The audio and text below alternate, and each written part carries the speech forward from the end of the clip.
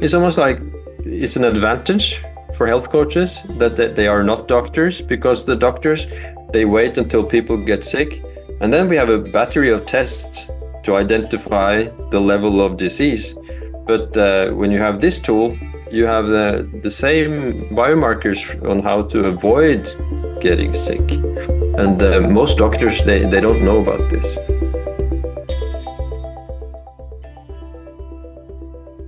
Welcome to another episode of the Health Coach Academy podcast. I'm your host, Omar Cumberbatch of OmarCumberbatch.com. So excited to share today's guest with you. His name is Dr. Torkil Færø, and we are going to kind of change pace a little bit. I know we've been beating that business drum in our heads for a bunch of episodes, and it's kind of cool that we're going to kind of get back into that health space and really get some practical tips on how to get our clients healthy. I think he's going to introduce a lot of interesting concepts that we can add to our toolbox. So I'm really excited for Dr. Torkil to share all his wisdom. He's a phenomenal individual, and you're going to be really impressed by his resume and all the tips that he does have for us. So please leave a rating and review on iTunes. That goes a huge way where I can continuously get awesome guests like Dr. Torkil and really provide the insights that this show is consistently delivering to our health coach communities. Let's jump into it. Hey, Dr. Torkil, how are you today? Welcome to the show. I'm great. I've just done a park run, a 5K kilometers run in a park. It's an organized event, so I've been running this morning for the first time. I've done that, so Oh so I yeah, feel fine. Yeah, I survived. Yeah, were you training for it? Because I because know. because I'm training for New York Marathon in November.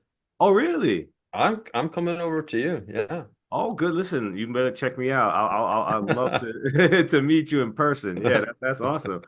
Yeah. So have you been training to get up to the 5K at this point? Yeah, I've been training. I've been running maybe 30 minutes 2 times a week, trying to keep my pulse like below 150, to not put on too much strain, because of the success of my book. It's so busy times now that I can't afford to spend a lot of energy on the training.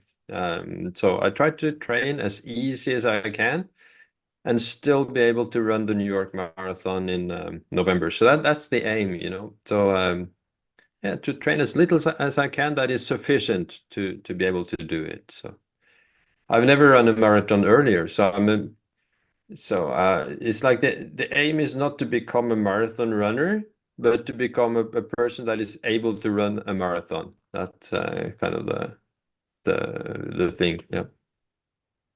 Yeah, that's definitely definitely interesting in that context because yeah, I know a lot of people are interested in running marathons and such. So yeah, no, very interesting to hear your concept. And again, that's a great segue into what you actually do in your book and really the importance of like monitoring your heart and your stress and stuff like that. So let me give you an opportunity to kind of tell us, where you're coming from, what your book is about. I think it's a very fascinating book, and I think also that I'm really looking forward to having you on this podcast, Burns Fat, because it talks about like the nuts and bolts in there. And because again, generally this has turned into a business podcast, but I feel like what you are providing to society can actually help overall a health coach separate him or herself in their lanes. So it's like this is a tool that we can Yeah. actually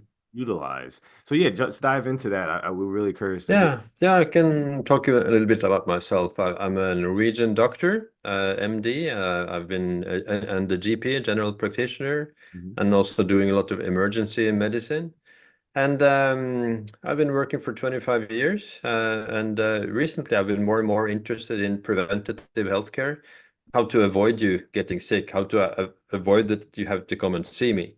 Because there's so much we know now that you can do about your own health and take charge of your own health, nutrition-wise, with movement and sleep and nutrition and yeah, everything connected to preventative healthcare. And I've discovered that you can use wearables as a measurement to guide you along how to find the good sleep, how to identify food that you cannot tolerate.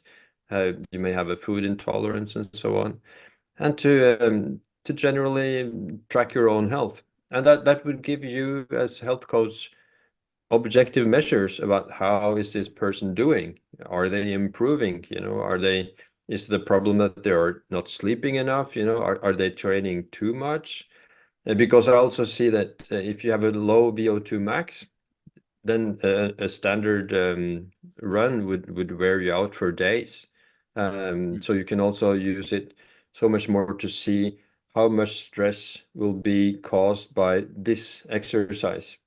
And what I'm talking about is mainly Garmin watches, because Garmin is the watch that has so far the best system on how to track your health like 24/7. You also have the Oura rings and you have the Whoop bands. Also, that is a lot of people use them. So and this would give you access to biomarkers for preventative healthcare too, because heart rate variability, which is an important measure, will tell you about the strain on your system. A lot of the devices will give you like your state in the morning, tell you how much sleep have you had and how restorative was it. But the Garmin watches will give you a graph, a 24-hour graph that you can see that, okay, this strain was between 2 o'clock and 3 o'clock. And what did I do then? Okay, you did this or that. And then you can identify where the problem is. So this is a great tool. I use it a lot for clients, and it's such a good way. So it's almost like it's an advantage for health coaches that they are not doctors, because the doctors, they wait until people get sick, and then we have a battery of tests to identify the level of disease. But when you have this tool, you have the same biomarkers on how to avoid getting sick. And most doctors, they don't know about this. And then I've written the book, The Pulse Cure, which has been on the bestseller list now in Norway for 64 weeks running. Wow. And will be translated into Swedish and Danish, and will be available for the US markets in mid-May. So Oh, that's great. mm. So what are we actually looking for as like the biomarker that's really gonna say like, okay, this is the one that we really need to look at that's gonna cause like the biggest gain in our health? Yeah, and that is heart rate variability. Okay. Not the pulse rate in itself, like if you have a 60 as a resting heart rate or 80 or whatever. It's the heart rate variability, the variation between heartbeats. And that means that if you're in the parasympathetic mode, the relaxation mode, the mode where you digest and you recover from exercise and general stress. When you are in this parasympathetic mode, when you breathe in, your heart rate will go up a little bit because your lungs are filled with oxygen and it's taking advantage of that. And when you breathe out and your heart contains less oxygen, the heart rate will break down a little bit, measured in milliseconds, but detectable with these devices. If you are in the stressed mode from like whatever reason, if it's mental or physical or physiological stress, then the heart rate will keep at this very steady beat. And of course, it's a sliding scale from totally relaxed until fully stressed. And then the devices will keep track of this throughout the day. And most people will get a lot of surprises about what stresses them and what de-stresses them, and the level of stress that they are experiencing. Because we don't really have a sense, all evolutionary, all our senses were directed outwards to threats from animals, from enemies, from contaminated food, and so on. So we have a good eyesight, good hearing, good smell and touch and taste, and so on. And we didn't, through history, haven't needed this sense of our inner state. That is just recently that we are living such hectic lives without enough rest that we need this. And so these devices is kind of something to substitute this sense that we have never developed. So that's kind of the short or a bit long story. No, it's fascinating because, like, again, we don't realize how things affect us generally, especially in the stress world. I'm curious too, as a health coach, we definitely are majority diet and exercise. We do touch on stress, of course, and sleep, and they're all components of it. But how does food affect like your heart rate variability? I'm curious about that, and then maybe if there's certain things that you can touch on, like when you observe like that monitoring, what happens when Mm. something that maybe not something that you should eat? Yeah. So a certain stress level is to be expected from any meal, at least a bit large meal. But when you see that the stress level rises more than natural, it's usually because of an ultra-processed meal that will give a level of inflammation in your body. So it could be ultra-processed. It can also be that flour-based food, like bakery stuff and bread and so on, it's affecting a lot of people. A lot of people tolerate milk badly, and some also eggs. And so often you will see that on the stress level that after this meal you are reacting disproportionately to this meal, and you can thus see that okay, there's something wrong in what I'm eating here. I myself found out that I tolerate gluten and milk poorly. Hmm. And once I manage to regulate it, I don't have to cut it out, but just to be aware of it and to reduce it a bit, then I'm in a lot better balance, I would say. And generally large meals and late meals. So if you eat too close to bedtime, it will affect your sleep. And of course, as you see it on the graphs, visually, it becomes so much easier to motivate yourself and to regulate it. So I would say that you should have your last meal maybe 3 hours before bedtime, not later than that. So Yeah, no, it's really fascinating how all these things come into play. So, like, I'm mm. curious, like, what was some of the things that you noticed that was and like a little more shocking when you were And dealing? the shocking thing is chili. What's So that? I really chili, chili peppers. Really? Yeah, yeah. Like you have in tacos and Yeah, a yeah. lot of things. I react terribly to it. It can ruin my whole night. Really, I can have stress levels as high as if I drink 3 or 4 glasses of wine. And so I'm cutting that out more and more. But this is also very individual. So you may not react like that. So this is the really good stuff about it, that these devices will show how you react and not just how an average of your New York population will react to something. Hmm. So because most of my friends and half the country has these watches, and I can see that if I go out with friends and we eat the same food with the chili, the other ones may react a little bit, but not too much. Not It doesn't give them trouble like I get. Hmm. So it will make for I will probably sleep, but I wake up in the morning and I'm not rested. So Really? Yeah, mm, it's fascinating because like again, everything is bio individual, right? Like what yeah. affects me is gonna may not affect you. And like as far as the people who you've come across, that is very interesting. Do you feel that there's something that's at play that is significantly affecting a majority of the people that they're just unaware of? Yeah, they're not aware of it, and even nutritionists are not aware of it. I've been asking nutritionists, why does my stress level and my pulse rate, my heart rate go up so much after a meal? And they just shrug. They don't know, and they don't seem to be very interested either. But but but once you see the results, I mean, it's really flashing into your eyes, and And so many people have told me that after they have been able to regulate their nutrition based on what they can see from their devices, they feel a lot better. They lose a lot of symptoms, like joint pains and migraines and such inflammation-based symptoms. So because when you eat the wrong food, you get an inflammation in your body. Because your intestines is a very, very vulnerable system.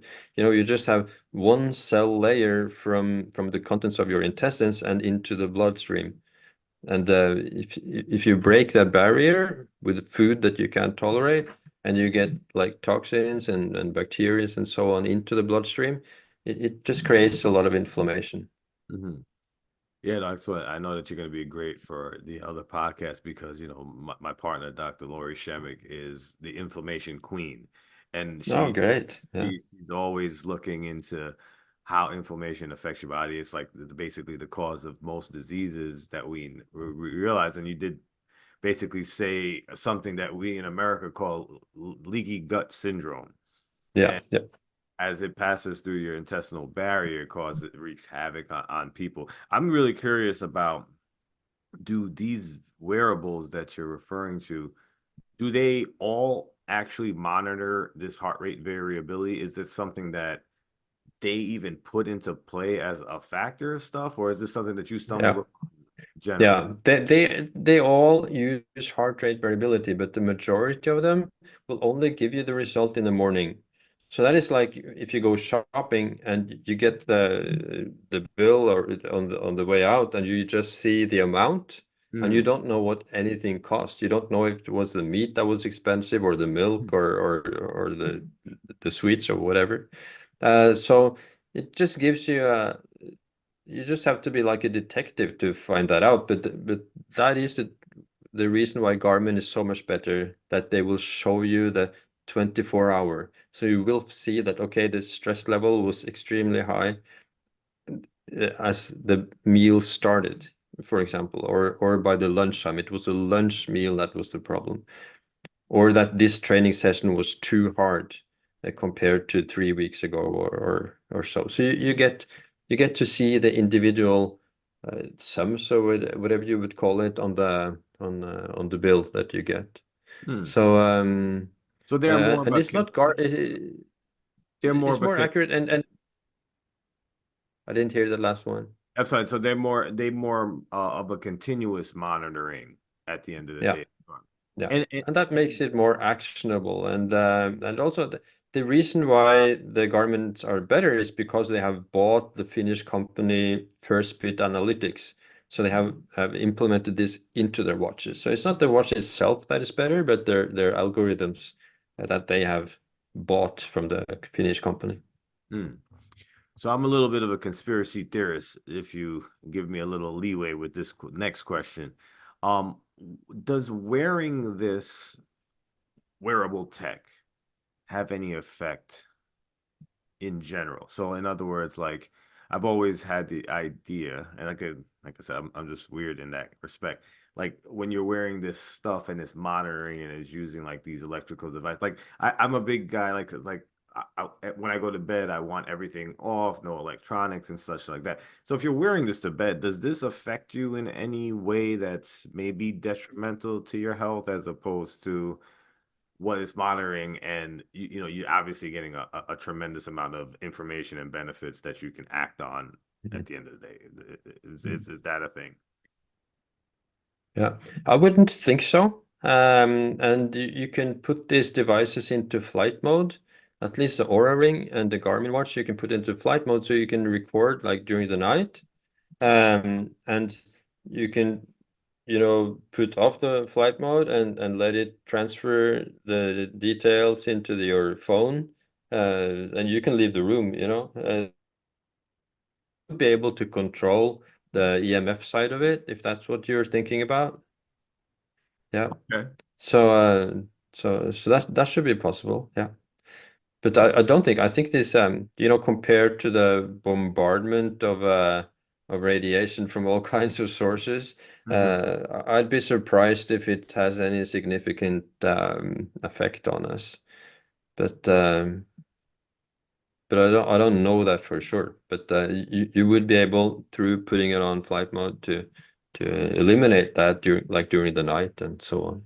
Yeah, that's interesting that, yeah, again, I don't have any of these yet, and I'm definitely gonna purchase one because I think that the data is definitely useful. You don't have to necessarily use these forever either, right? I mean, like once you get a baseline of Hmm. what your issues are, like Yeah. then at that point you don't have Yeah, to. it's like I also wearing just now the last couple of weeks a glucose continuous monitor, and you find out, okay, I shouldn't eat that, and this will affect me this way. If I eat the meat first and then the carbs, okay, then it will have a better effect on the sugar spikes. So and then you can just do that for the the rest of your life. So you don't really need to use these trackers either. The book, the Pulse Cure, is really all the advice on nutrition, on movement, on sleep, on alcohol, on all these things that are the best advice that you can get. And the good thing is that it will show in the heart rate, which is probably what all the ancient Egyptians, and the Indian doctors and the Greek doctors, 2000 years ago, they knew that you can read so much from our pulse.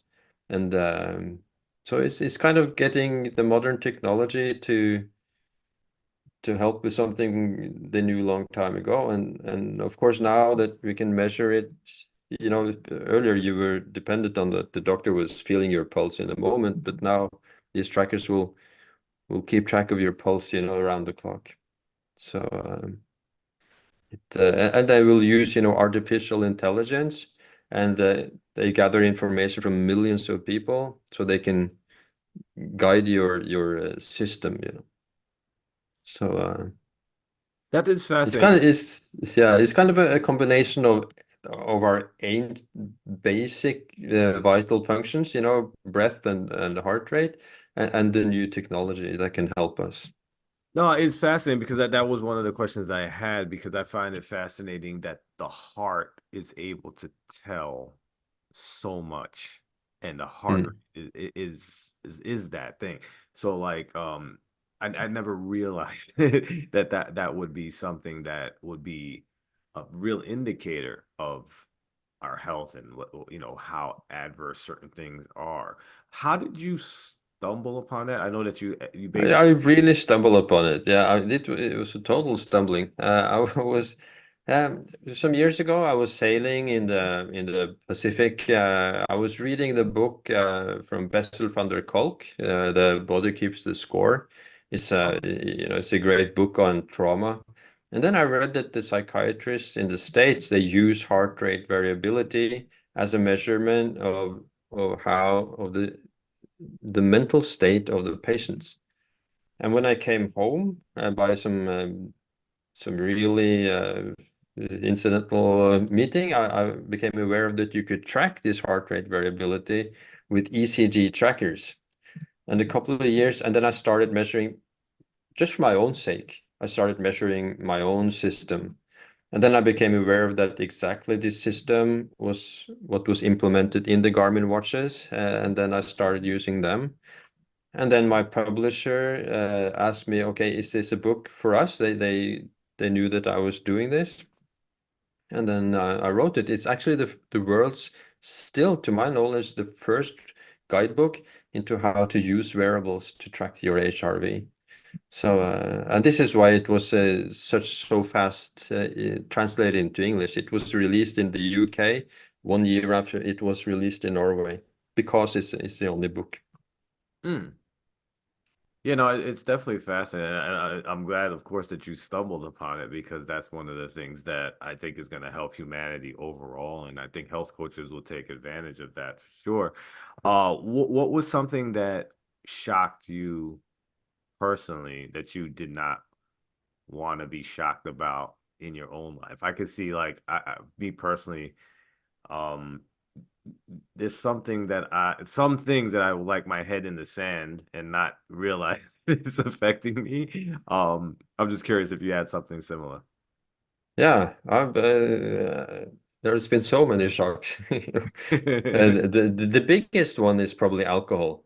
To see how much stress alcohol causes you during the night, because it really makes you relax. You know, after a couple of glasses of wine, you really relax, and you can see that on the graphs. And then after you go to sleep during the night, the stress is like I'm awake and doing lectures and for 100 people. You know, it's the same level of stress on the heart rate. So this is why when you wake up, that when you feel feel good, it's not just a feeling, it's that your body has been through like in a inner earthquake, during the night. So that has been a shock, and I've reduced it so much that I'm probably drinking like three times a year. Other than that, on the good side, is the effect of cold water, cold showers, cold plunges, is so effective on keeping the inflammation down and keeping the heart rate down. And this is why, sports people, they use a lot of cold water immersion to balance their inflammation that they get from exercise or matches and so on. So that's the good side, and also breathing exercises. And breathing also is so effective in regulating this. Yeah. Mm. Yeah, it's fascinating, the alcohol, of course, because especially when you think about how many people use alcohol just to go to sleep, right? Yeah, that's what I did. I know during all those busy years with small kids and so on, that to after the hard, rough day as a doctor, lots of patients, lots of trouble, you're working with the sickest people. So it kind of wears you out. And in the evening, I used to have a couple of glasses of wine every day, every day. And if I was tired in the morning, I would kind of think it's the kids or it's the work or whatever. But it turned out to be alcohol, really. That was the worst factor in this. So, and I've done actually all the mistakes in the book, with regarding to nutrition. I used to weigh 20, I don't know, 40 pounds more than I do now. I didn't care about nutrition at all. I did not exercise. I was using tobacco, both smoking and another kind of tobacco that we use in Norway. And yeah, did everything wrong. So, but then my father died. He died prematurely, I would say, at 73. And then I decided I need to find out ways to live longer. I've got so much to do. So, and then I found that the knowledge about how to live longer and healthier and longevity, this knowledge has kind of exploded in the last 10, 15 years. Mhm. So we did not learn that in medical school. In medical school, we learned how to identify diseases and find the mechanism and which medicine works. So we did not learn health, so I would say that the health care is more a sick care system. We are waiting for people to get sick, and then we treat them heroically with expensive medicine and lots of resources. But Mhm. the best thing would be to avoid getting sick. And now we know so much about that. And these devices will help you avoid that, because you will be much more able to track your health, become a CEO of your own health, so to speak. Yeah, no, I totally agree. It's definitely a sick care system, and it's definitely something that, we're reacting to all the damage that we've been doing, and with expensive drugs and such. I'm curious because you did mention like you woke up and you retired, and of course, like in America, we are the coffee capital of the world, and did you notice how coffee affects people as far as the stress and such? And Mhm. I'm curious about that because alcohol is obviously one end of the spectrum, coffee is the other. Mm. Yeah, and coffee does not seem to be stressful. And according to Whoop, the Whoop band, they gather information from their users, and they find that coffee in the morning and until lunch, until midday, is actually good for you. If you drink more than that and later than that, it's not the coffee in itself that is a problem or the stress from the coffee, but it's that it deteriorates your sleep. You get less deep sleep, you spend more time falling to sleep, and you sleep less. So it's more that in the morning, 3 or 4 cups of coffee is fine, and then in the evening, you should not drink. And a lot of people say that, okay, for me, it's no problem. But when they put people into sleep labs, they see that it is a problem. So, and another thing that should be mentioned is also, of course, it's not my problem, but menstruation, the menstrual cycle. So the week before menstruation is really tough for women. And it's not just a feeling or emotion or irritability. When you see the curves on the heart rate variability, you see it's almost like COVID. When I see a month curve, the averages through a month, it looks exactly as if you would get COVID for a week every month. And so it's a big strain. It's a big physiological strain on your body that you probably or surely all the menstruating women should take into account when for how much they train or how much stress load they put on themselves for that week. And of course, when you see it in the numbers, it's so much easier to adjust and to show maybe your employer or your husband or somebody around that, okay, look here. I mean, this is a tough week. Mm. Yeah, no, that is fascinating, and I'm glad that you do highlight that because, definitely as health coaches, we do try to say even things with like, intermittent fasting is very popular, and that we tell our female clients don't intermittent fast during the menstruation period because that, like, again, like you said, it's an additional stress. It's required, like that Mm. that you shouldn't be doing things like But that. it seems it's not the menstruation, it is the week before that. So I Oh, also thought really? that, or most people thought it was the menstruation, but it's the week before that. It's a pre-menstrual period that is such a strain. Really? Once the menstruation starts, it all gets better. No, that's So definitely, yeah. We definitely were taught differently in that context. So, yeah. it, but keeping it in the same vein, like, how has fasting on these monitors presented itself? Yeah, that is also one of the big surprises, that it's so effective to keep the stress level down. Mm, So if I have too much stress, I can do one day of what is called fasting mimicking diet. So I don't fast totally. I eat maybe 600-700 calories for the day, maybe up to 1,000. Even that is good enough, and then I will get very very good results. So that was a surprise in the beginning because I thought that, okay, I'm fasting and it feels painful, so I was expecting to see a lot of stress on my monitor, and I saw, okay, wow, this is it's like I'm sleeping, regarding to the heart rate variability. So then we can see the effect of intermittent fasting on the watches. So once I start eating, the stress level goes up mm, a bit. If I eat a salad and chicken, that's my go-to meal if I don't want this inflammation. Salad and chicken or fish and salad. Then the stress is very small. If I eat two cakes, it gets like ridiculously high for 3 or 4 hours. So, mm, so you definitely will get some surprises regarding the nutrition and meal contents. Yeah. mm.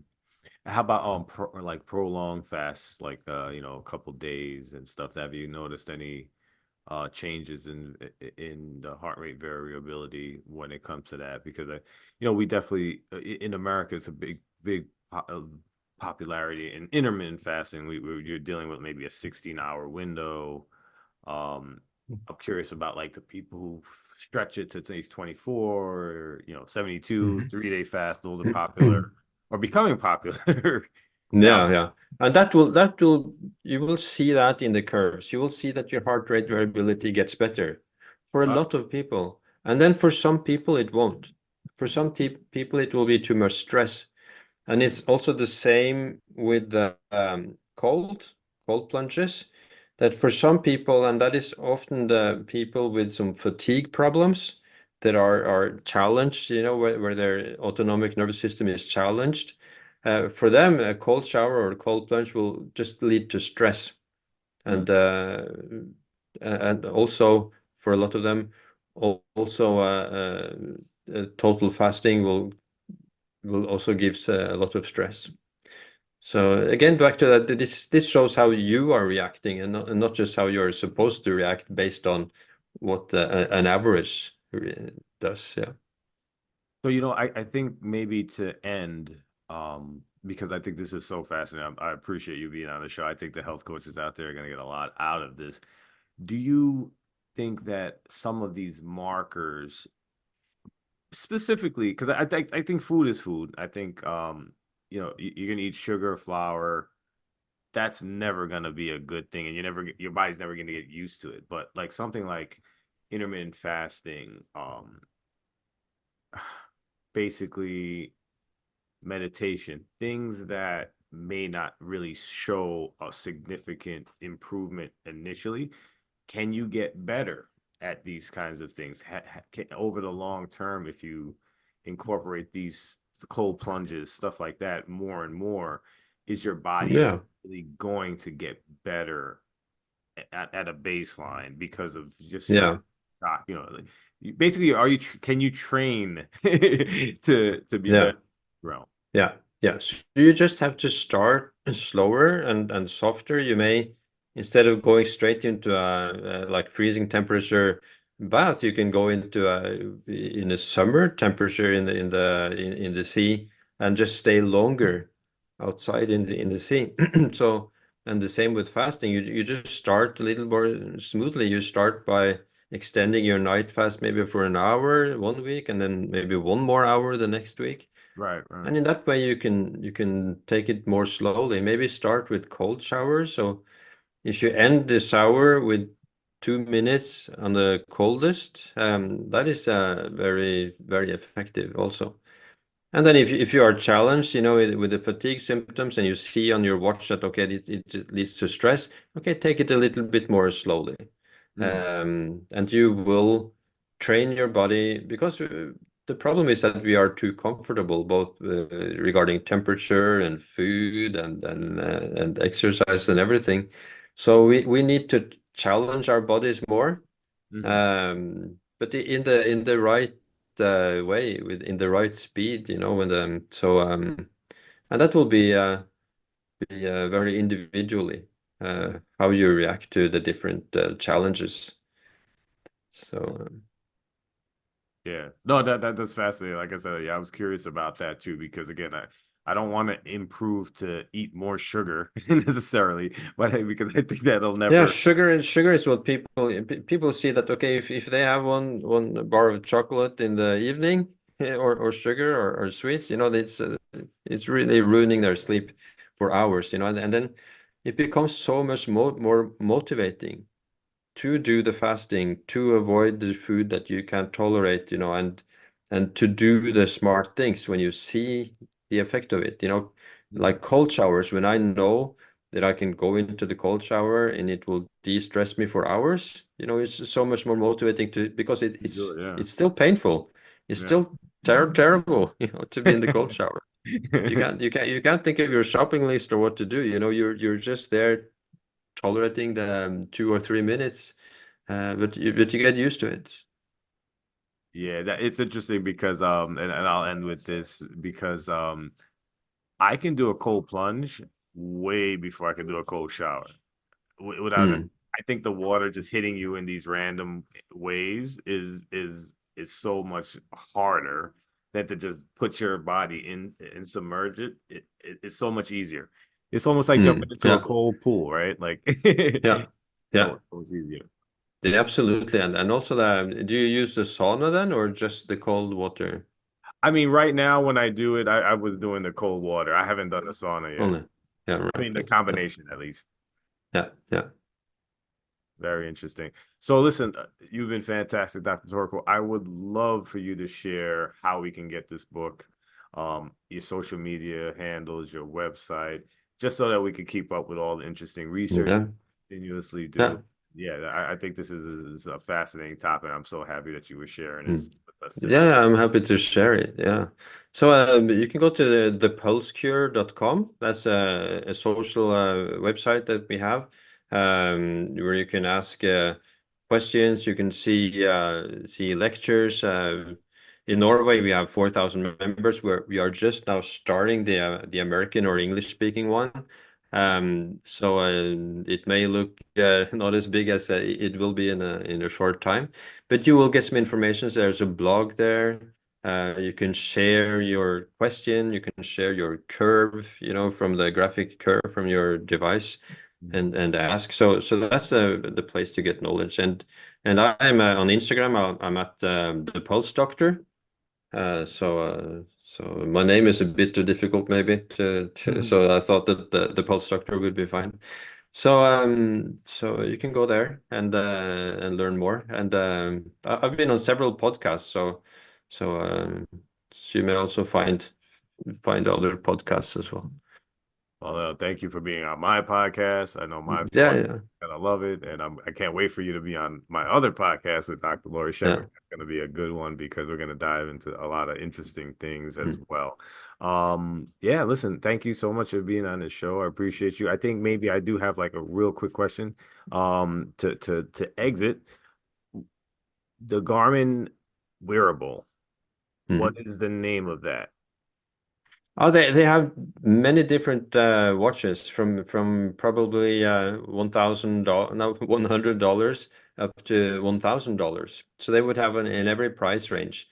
They would have from really cheap ones that look like small Fitbit activity bands, and all the way up to $1,000 super machines. That will be very useful if you are training or if you have fatigue symptoms. I usually say that if your health is at stake, from fatigue and disease and so on, then you should go for, you should have the ones that measure heart rate variability throughout the month and so on. So not all the watches do that. So you may need to go up to the $300 mark to get those watches that are a bit better.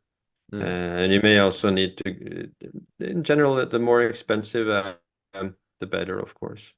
So, but the cheapest ones for $100, I'm sure Vivo Smart 5 would be like $120. They do the job also. So, Excellent. All right. Listen, Doc, I appreciate you. And thanks for jumping on the show with us. Have a good rest of the day. yeah, thank you. Great talking to you. Likewise. Hope you enjoyed listening to today's episode of the Health Coach Academy podcast.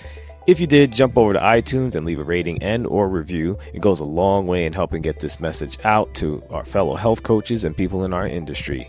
Also, if you can, jump over to my website, omarcumberbatch.com, where I give out a lot of freebies, including my 5-day sugar challenge for people who are having issues with sugar. And also for health coaches, I have the book, Hidden. It's the 6 not so obvious ways to get your clients unstuck. Have a great day.